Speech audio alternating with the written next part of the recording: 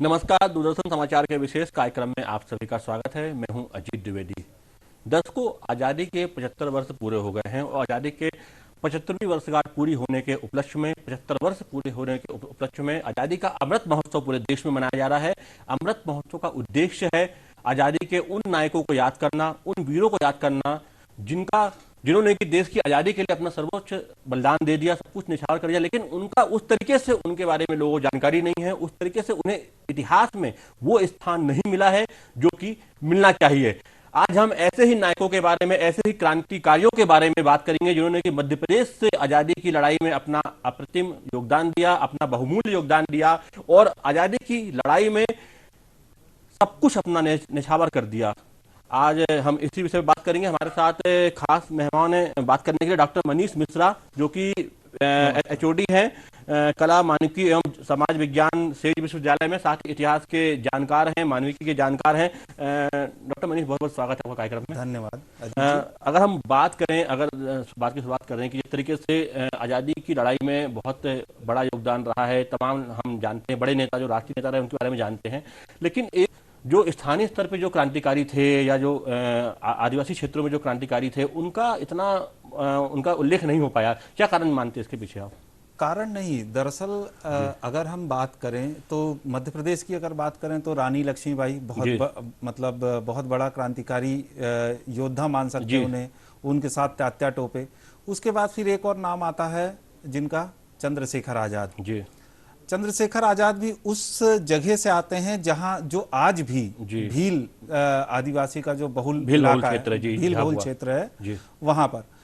लेकिन इसके अलावा और भी कई सारे हैं, टांटिया भील, जिन्हें हम बहुत सारी मध्य प्रदेश सरकार उसके ऊपर योजनाएं भी लागू की हुई हैं। एक है भीमा नायक जी। और ऐसे कई सारे हैं जो, चूंकि मध्य प्रदेश, चाहे हम अंग्रेजों के समय से कहें या आज के समय भी कहें, तो मध्य प्रदेश का लगभग हर चौथा व्यक्ति आदिवासी है जी। और उनका बहुत बड़ा योगदान है। जैसे हम अगर टांटिया भील की बात करें या भीमा नायक की बात करें, तो उस समय उन्हें यहाँ का रॉबिन हुड कहा जाता था, क्योंकि वो अंग्रेजों से जो सामान लेते थे और वो गरीबों में बांट दिया करते थे। तो ये बहुत सारी चीजें हैं जो शायद उस समय की मीडिया में या उस समय के जो इतिहास लिखा गया उस समय, वो उतना ज्यादा उनको महत्व नहीं दिया गया जी। लेकिन उनका योगदान है जी। जब आप उस इलाके में जाते हैं, उनके क्षेत्र में जाते हैं और वहां के लोगों से बातचीत करेंगे, तो आपको पता लगेगा कि देखिए, एक मतलब टांटिया भील का अगर हम एक उदाहरण लें जी। अगर उस इलाके में जाते हैं, टांटिया भील जहां से आते हैं, झाबुआ और बड़वानी, इधर का अलीराजपुर वाला जो इलाका है जी। आप मानिए, जिस तरीके से अगर हम झारखंड में बिरसा मुंडा को देखते हैं एक भगवान के जैसे, तो आप वहां भी उनको भगवान के, वहां के लोगों में वो लोकनायक हैं। लोकनायक हैं। अगर किसी के मुंह से आप सुनेंगे तो टांटिया भील का नाम ज्यादा सुनेंगे जी। उनके बारे में मिथ है या जो कहें एक सच्चाई भी है कि उनके बारे में लोग कहते थे कि वो जानवरों की भाषा समझ जाते जी। और वो जानवरों की भाषा समझने के बाद फिर वो उनसे बात करते थे। तो वहां के लोग, आप अगर उनसे कह दिया टांटिया भील ने कि आपको ये करना है जी, अंग्रेजों के विरुद्ध लड़ाई लड़नी है, तो पूरा का पूरा आदिवासी समूह या समुदाय पूरा का पूरा उनके साथ खड़ा हो जाता। तो ये क्या कारण था कि मतलब कि ऐसे जो नायक थे, जननायक थे, उनकी बातें इतनी मानी जाती थी, सुनी जाती थी, और वो क्या प्रेरणा थी कि वो लोग इतने मुखर तरीके से उस समय का जो अंग्रेजी शासन था या जो उनके द्वारा जो अत्याचार हुआ करते थे उसका वो विरोध कर पाते थे? हाँ, एक कारण तो ये था कि चूंकि उनको वो भगवान के तुल्य मान रहे हैं, उनके बीच में वो लोकनायक के तौर पर मतलब प्रसिद्ध थे जी। एक ये था कि जो वो लोकनायक थे जी। तो उनका और जनता के बीच सीधे जुड़ाव था जी। आप मतलब उस समय की कल्पना कीजिए, आज तो हमारा सोशल मीडिया है, कई सारी चीजें हैं, लेकिन उस समय उन्होंने एक सभा करी, पता चला 3600, 4000, 10,000 लोग इकट्ठा हो गए एक बुलावे पे।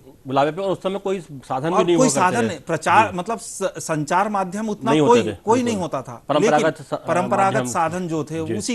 उसी के आधार पे सब इकट्ठा हो गए और अंग्रेजों के विरुद्ध उन्होंने लड़ाई शुरू तो कर कहीं ना दी। कहीं एक अपने जो नायक के प्रति एक आस्था, एक विश्वास हुआ करता था समाज का, और वो समाज का नेतृत्व करता था वो जो नायक होता था, और इस कारण से उनको एक बल मिलता था, एक मजबूती मिलती थी कि जो आज़ादी की लड़ाई है उसमें वो समाज को लेकर एक महत्वपूर्ण योगदान दे सके। हमारे साथ खंडवा से हमारे संवाददाता हरेंद्र नाथ ठाकुर है, हम उनसे जानते हैं कि टंट्या भील को लेकर वहाँ पर उनके बारे में क्या लोकोक्तियाँ हैं, क्या कहानियाँ हैं, और किस तरीके से वहाँ पर आज़ादी के अमृत महोत्सव के तहत तमाम जो कार्यक्रम है वो आयोजित किए जा रहे हैं। जी अजीत, मैं आपके दर्शकों को बताना चाहूंगा कि जो आजादी का अमृत महोत्सव है उसका इतिहास कहीं न कहीं जो 75 वर्ष का इतिहास है उसके पहले से ये खंडवा जो है, खंडवा क्षेत्र, खंडवा की भूमि जो है, टंट्या मामा एक ऐसे जननायक थे जिन्होंने आजादी की जो लड़ाइयां हैं उन्होंने अंग्रेजों के नाक में दम करके रखा था। पिछले 32 वर्षों तक 1857 से लेकर 1889 तक का जो टंट्या मामा जो बड़ौदा अहिर के रहने वाले पंधाना क्षेत्र के, उन्होंने उनको अंग्रेजों ने इंडियन रॉबिन हुड का खिताब दिया था। ये वो हैं जिन्होंने अंग्रेजों के दमन के खिलाफ गुरिल्ला युद्ध लड़ा था। आज पंधाना के साथ साथ खंडवा और आसपास के क्षेत्र में जो लोग हैं उन्हें भगवान का दर्जा दे रहे हैं। उनकी यहाँ पे बड़ौदा हिल में एक समाधि बनी हुई है, बड़ा सा स्टेचू है करीब 20 फीट ऊंचा, जहाँ पे लोग आजादी का अमृत महोत्सव में दूर दराज से आते हैं और उस तपोभूमि पर, उस पावन भूमि पर नमन कर रहे हैं और देख रहे हैं कि आखिर ये ऐसे क्या खूबी थी इन्होंने जिन्होंने अंग्रेजों की छक्के छुड़ा के रख दिए थे। तो कुल मिलाकर के जो उनका जो एक दर्शन मात्र पाने की जो एक ललक है वो इस आजादी का अमृत महोत्सव में साफ तौर पर देखा जा सकता है। जो पंधाना का क्षेत्र है यहाँ पर स्थानीय जो जिला प्रशासन के द्वारा एक मेला का आयोजन हर बार किया जाता है। इस बार भी मेले का आयोजन किया गया है जहाँ दूर दराज से लोग आ रहे हैं और उस तपोभूमि को नमन कर रहे हैं। हरेंद्र, आप लंबे समय से आप खंडवा में काम कर रहे हैं, वहाँ पत्रकारिता कर रहे हैं, आसपास का पूरा इलाका आपका जाना हुआ है, घुमा हुआ है। आपको क्या लगता है कि वहाँ पे जो आपने महसूस किया है, आपके जो व्यक्तिगत अनुभव जो है वहाँ के जनजातीय समुदाय में, वहाँ के सामाजिक समुदाय में, जो एक उनकी जो इमेज है उसके पीछे क्या कारण देखते हैं आप, और क्या कारण ये देखते हैं कि इतने आज़ादी के सालों, इतने वर्ष होने के बाद भी वो स्थान जो इतिहास में मिलना चाहिए था वो नहीं मिल सका है?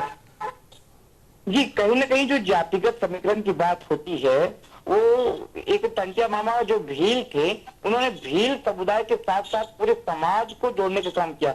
आजादी की लड़ाई में उनका योगदान तो था ही, इसके साथ साथ उन्होंने सामाजिक भेदभाव को भी मिटाने का प्रयास किया। कहा जाता है कि टंट्या मामा एक बार में जो सभाएं करते थे तो आसपास के 17-20 गांवों के लोग इकट्ठा होते थे, उनकी बातों को ध्यान से सुनते थे और जो भी सामाजिक कुरीतियां होती थी उसके खिलाफ जंग लड़ते थे। लेकिन कहीं ना कहीं जो बिरसा मुंडा कहा जाए, टंट्या मामा कहा जाए, या जो और भी जननायक इस तरह के हैं जो कहीं ना कहीं पिछड़ी जाति से हैं, उन्हें एक उचित स्थान मिलना चाहिए था जिन्हें सिर्फ खाना पूर्ति करके स्थिति कर दी जाती है।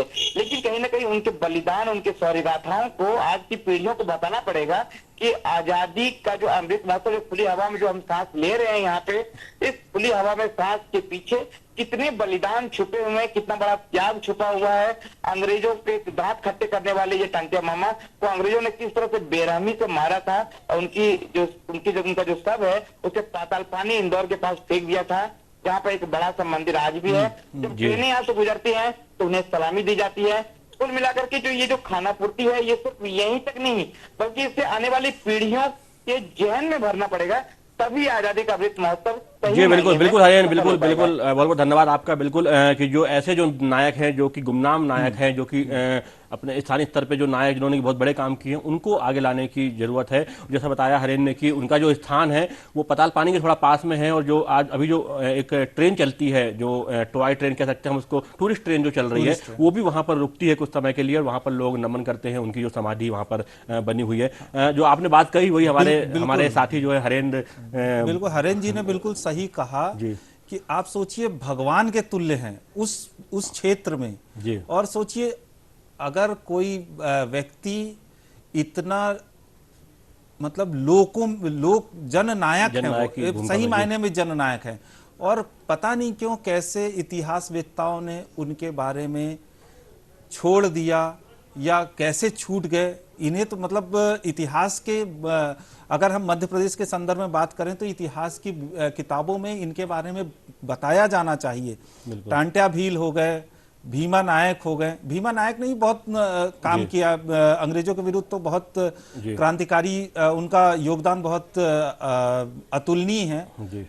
इतना अंग्रेजों के विरुद्ध इतनी लड़ाई लड़ी कि अंत में अंग्रेजों को उनको काला पानी की सजा देकर पोर्ट ब्लेयर भेजा, अंडमान निकोबार को पोर्ट ब्लेयर भेजा, और फिर बाद में वहां पर फांसी दे दी गई। सिर्फ उस समय आप ये सोचिए कि उन्हें सिर्फ बताया गया कि काला पानी की सजा दी जा रही है। बिल्कुल। बड़वानी से हमारे सहयोगी शिवपाल सिंह सिसोदिया हमसे जुड़ रहे हैं। शिवपाल, आप सुन पा रहे हैं हमें? जी हाँ सर। हाँ, ये भीमा नायक को लेकर क्या बड़वानी और आसपास के क्षेत्रों में क्या क्या कहानियां हैं, और किस तरीके से वहां का समाज जो है, खासतौर पर वनवासी समाज जो है, उन्हें याद करता है, और क्या योगदान रहा है उनकी आजादी की लड़ाई में और समाज को एक दिशा देने में? बड़वानी देखा कि बड़वानी जो क्षेत्र है वो आदिवासी बहुल्य क्षेत्र है, और भीमा नायक भी आदिवासियों के महानायक इस क्षेत्र में माने जाते हैं। भीमा नायक को लेकर भीमा नायक जो कि आदिवासी समाज से आते हैं जी, 1815 के लगभग उनका जन्म हुआ था बड़वानी के दाबा बावड़ी तिलावत में, और वहां पर उनका कार्य क्षेत्र रहा। वो पूर्व में बड़वानी स्टेट से जो लगी हुई बड़वानी स्टेट जो उस समय तत्कालीन थी जी, उस समय उसको उनसे आर्थिक सहायता प्राप्त होती थी अंग्रेजों के विरुद्ध लड़ाई में, और वो भीमा नायक उस समय में हथियार निर्माण करते थे। बाद में जब उन्होंने देखा कि जब आदिवासी समुदाय के काफी उत्पीड़न हो रहा है, तो उन्होंने आदिवासी समुदाय की एक टोली बनाकर, जिसमें कम से कम 300 सैनिक थे, और उन्होंने गोरिल्ला युद्ध लड़ा जी। और वो गोरिल्ला युद्ध लड़ने की कला में माहिर होने के कारण उन्होंने करीब 35 से 40 वर्षों तक निमाड़ की धरती पर अंग्रेजों से लोहा लिया जी। जी बिल्कुल शिवपाल, बहुत बहुत धन्यवाद आपका ये जानकारी देने के लिए। मनीष जी, जैसे हम बात कर रहे थे कि जो स्थानीय स्तर पे वो विद्रोह करते थे, समाज को संगठित करते थे, और उस समय का समाज उतना ज़्यादा जागरूक पढ़ा लिखा नहीं था, बावजूद इसके उन्होंने अपने प्रभाव से, अपने नेतृत्व क्षमता से पूरे समाज को संगठित करते थे, और आगे वो अंग्रेजों से लड़ने के लिए या शोषण के विरुद्ध आवाज़ उठाने के लिए प्रेरित करते थे। तो एक साधन संपन्न ना होने के बाद भी इतना सब कुछ करना, आपको लगता है कि अगर हम सोचे आज के समय में कल्पना करें तो बड़ा एक मुश्किल काम होता है? बिल्कुल।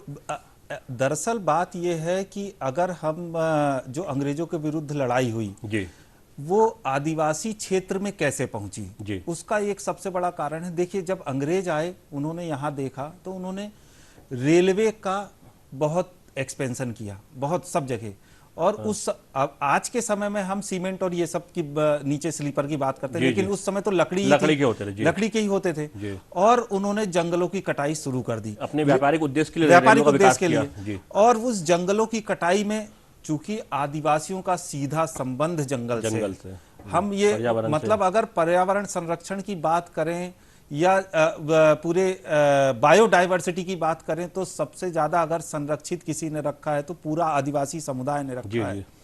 और उनके अंग्रेजों के आने के बाद उन्होंने जैसे मतलब जंगलों का कटाई शुरू करी, शोषण शुरू किया उन क्षेत्रों में जाके, दोहन शुरू कर दिया पूरे जंगलों का, अपने उद्देश्य, अपने व्यापारिक उद्देश्यों के लिए, तो ये आदिवासी समूह बर्दाश्त नहीं कर पाया पूरा का पूरा। और एक कारण ये रहा कि वो अंग्रेजों के विरुद्ध हो गए, और तब वो वहां से जो विद्रोह शुरू हुआ वो आजादी तक चला। कोई हथियार नहीं थे उनके पास ज्यादा, तीर कमान लेकर या भरमार बंदूक आधुनिक हथियार तो थे नहीं थे बिल्कुल, और उसके माध्यम से वो छापामार कार्रवाई करते थे, उसके माध्यम से वो अंग्रेजों को नाको चने चबा दिया करते थे। तो ये अपने आप में, और उतना साहस पैदा करना, क्योंकि ब्रिटिश राज जो कि इतना पूरे दुनिया में फैला हुआ था, और उसके नाम से लोग थर्राते थे, और उनसे टक्कर लेना एक आदिवासी समुदाय के एक योद्धा का, ये अपने आप में कितना ही बहुत सुन के ही जो है, कुछ सोच के रोमांच जो है वो महसूस हम कर सकते हैं। मतलब वो भीमा नायक का इतना डर था उस समय, ब्रिटिश शासक जो भी थे उस क्षेत्र के जो ब्रिटिश शासक थे, कि जब उन्हें गिरफ्तार किया गया तो उन्हें सीधे ले गए, काला पानी की सजा पोर्ट ब्लेयर ले गए। ये नहीं बताया गया कि इनको फांसी दी जाएगी। जब वहां पहुंच गए, लोगों ने कुछ विद्रोह किया होगा, आपसी बातचीत किया होगा, क्योंकि ये कहीं रिकॉर्डेड नहीं है, कहीं डॉक्यूमेंटेड नहीं है, ये होना चाहिए, ये जनश्रुति है जो वहां पर है। आप वहां जाएंगे, वहां पूछेंगे तो लोग आपको बिल्कुल वैसे मुंह जबानी बता देंगे, लेकिन कि ये सब चीजें हैं, लिखित में कहीं पे नहीं है, और कहीं ना कहीं इतिहासकारों ने चूक की है बिल्कुल, इस सब चीजों को डॉक्यूमेंटेशन करने, सही डॉक्यूमेंटेशन करने में, सही तरीके से इतिहास को अंकित करने में। हाँ बिल्कुल, ये चूक हो गई है। ये मतलब हमें जिस सरकार के शुरुआती समय जो शुरुआती इतिहासकार रहे हाँ, हैं उनसे चूक हो हुई है। गई। अगर हम पूरे मध्य प्रदेश के परिप्रेक्ष्य में बात करें तो मध्य प्रदेश में हम देख सकते हैं कि कुछ क्रांतिकारी ऐसे थे जो कि राज्य सत्ता से जुड़े हुए थे। अगर हम रानी लक्ष्मीबाई की बात करें, अगर हम तात्या टोपे की बात करें, और कुछ अगर हम और जो दूसरे क्रांतिकारी थे उनकी बात करें हम, तो कुछ जो क्रांतिकारी कुछ थे कि जो कि जंगल में रहने वाले वनवासी और बिना किसी साधन संपन्न के वो लड़ रहे थे अपने बिल्कुल। तो दोनों का एक आप देख सकते हैं कि एक जमीन से एक ऊपर से विद्रोह शुरू हो रहा है, जमीन से विद्रोह शुरू। बिल्कुल, ये आप देखिए, ये डॉक्यूमेंट में ये दिखता है जी।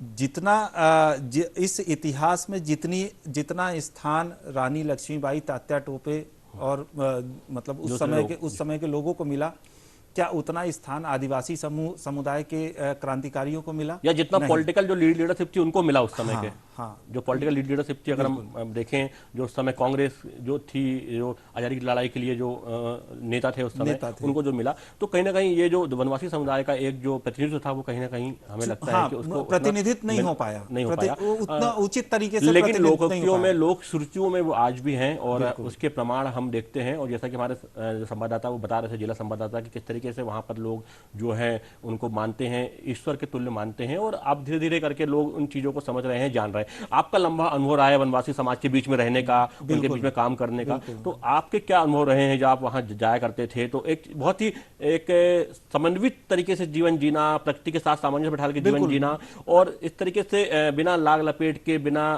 दोहरे चरित्र के जीवन जीना एक मूल स्वभाव होता है वनवासियों का। बिल्कुल, आदिवासी मतलब अगर आप आदिवासियों के स्वभाव और चरित्र की बात करेंगे, पूरी तरीके से ईमानदार, कहीं भी कोई बेईमानी और इस तरीके का कुछ नहीं। जी। कितने कम संसाधनों में कैसे जिया जाए, जी, प्रकृति के सामंजस्य बैठा के, प्रकृति के सामंजस्य के साथ, जी, और प्रकृति से बिना छेड़छाड़ के, जी, कितने नैसर्गिक साधनों का उपयोग करके और प्रकृति को संरक्षित करके कैसे जीवन जिया जाए, ये एक कला है और ये आदिवासियों से सीखना चाहिए।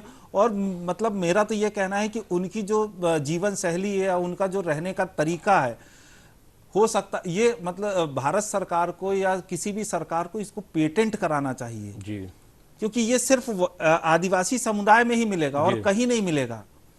मतलब हम और अगर हिंदू संस्कृति और उसकी बात करते हैं, जो अगर ओवरऑल देखें तो सनातन संस्कृति, तो उसमें पहले बाल विवाह होता था, लेकिन आदिवासियों में कभी भी बाल विवाह नहीं हुआ जी।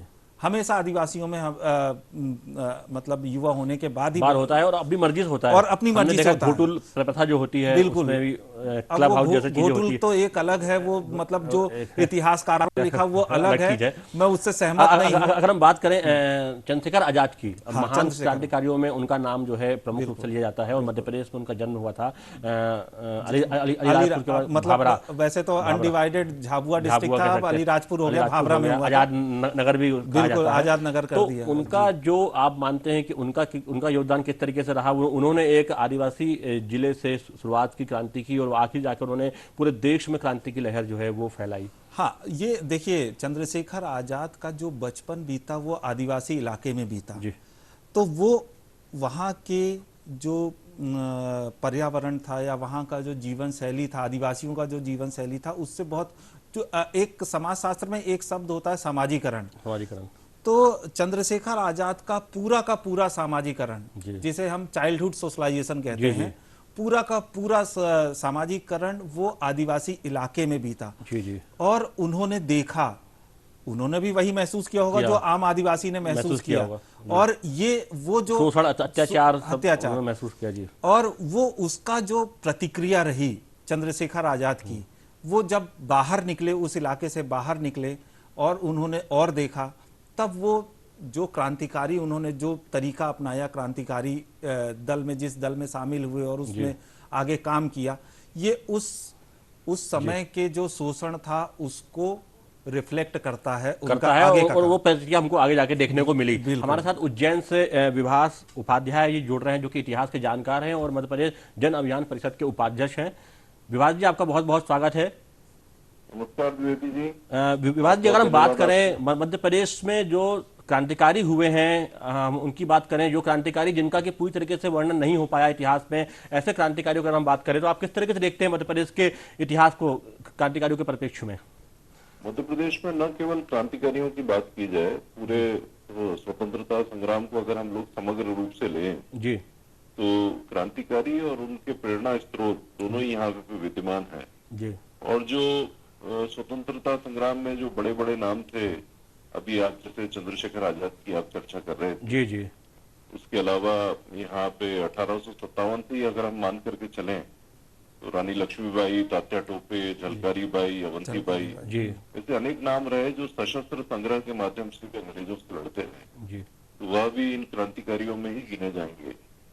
और एक दूसरी क्रांति की बात मैं और करना चाहूंगा यहाँ पे, जी, तो वो है साहित्यिक क्रांति की। जी, इसमें मखनलाल चतुर्वेदी भी मुख्य रूप से रहे, जी, और सुबोध बिंदु और जबलपुर से जबलपुर टाइम्स और ऐसे भी अनेक प्रकाशन हुए।